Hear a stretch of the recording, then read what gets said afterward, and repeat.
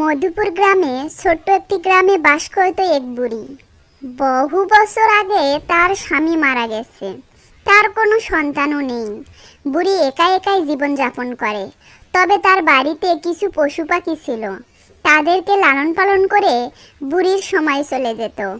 বুড়ির থাকার ঘর থেকে একটু সামনেই ছিল একটি খামার ঘর। সেখানে বুড়ি অনেক ধরনের মুরগি ছিল।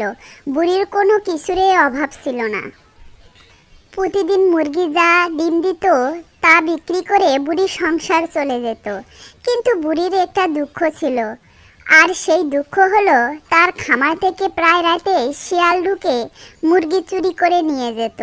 বুড়ির বাড়ির পেছনে ঘন কালো জঙ্গলে ছিল, সেখানে বাস করত কিছু শিয়াল। রাতে গভীর হলেই তারা ডাকাডাকি শুরু করে দিত। শিয়ালের এই কুকর্মের জন্য বুড়ি প্রায় সকালে মন খারাপ করে বসে থাকতে হতো।